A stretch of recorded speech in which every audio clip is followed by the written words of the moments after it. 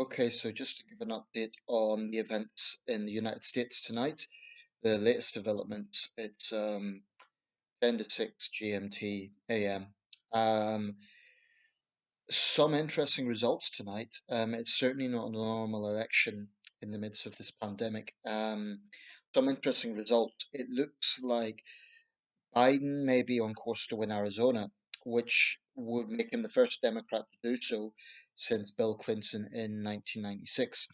On the other hand, there's just been a big projection, which is that Trump has won Florida. That will make the Democrats nervous because every winning candidate has carried Florida since, I believe, 1992. I don't think Ohio's been announced yet, so I'll be interested to see what way that goes. Now, this is the sort of trend of my lifetime. It doesn't necessarily mean just because Biden's lost Florida, then he can't win the election. It's just that it would go against the grain. So it would go against the last sort of 5 or 6 elections.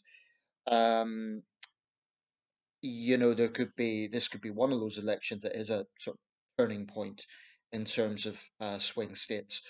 So it's very far from over. Um, Biden's ahead, but I wouldn't say comfortably ahead. Um, Al Jazeera's now got Biden on 223, Trump on 174 electoral college votes, I believe that is. That's it puts Biden ahead, but I wouldn't say that's very comfortable. He's not soaring ahead. Um, so Biden's just made a speech, and it was good measured speech. He was confident, but not overly confident. He gave the sort of token optimistic, I think we're on course to win, but it's not over till it's over. Trump hasn't spoken yet at all. That's interesting. I really, really hope this doesn't prolong over days. It may be that there's some counties that still won't declare until Wednesday or Thursday, but I do hope that the main trajectory is decided as soon as possible, because uncertainty will lead to tensions. It's a disgrace, incidentally, that businesses have had to board up from fear of a Trump win in case far left people riot. On the other hand, and I was debating this point earlier, the right can't claim to be totally pure in this regard. Marco Rubio, very disappointing. Yesterday, he basically was glorifying intimidation against Biden supporters by Trump supporters. I thought that was very disappointing because Marco Rubio is one of the few Republicans I think is, shouldn't say few, but he's one of the prominent Republicans I always quite respected. He's been good on human rights and so on. And he's had a rocky ride with Trump himself. Trump's insulted him as little Marco. So for him to come out is basically, it's one thing supporting the president, but to use Trumpian language, that's beneath Marco Rubio. So I was disappointed by that. But there are extremes on both sides, and I think of the two men, I think Biden is a far, far more unifying figure. Biden repeatedly reaches out to the other side. He says he'll be a president for all Americans.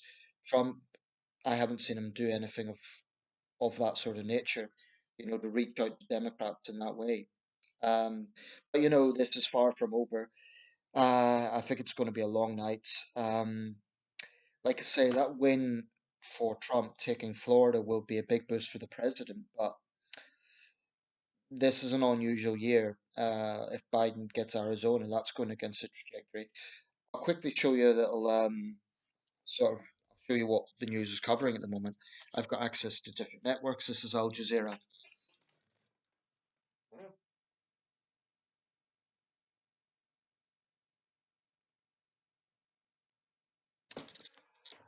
RT promoting their anti-West manure as usual.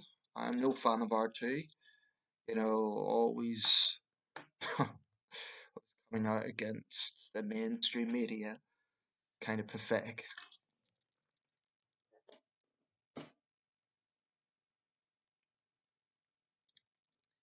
New Delhi television.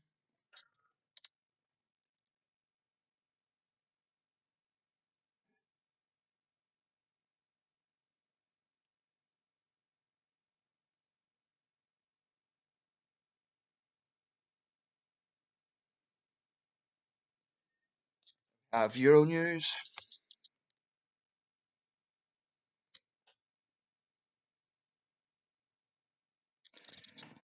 CNN, of course, and just round this up, ABC.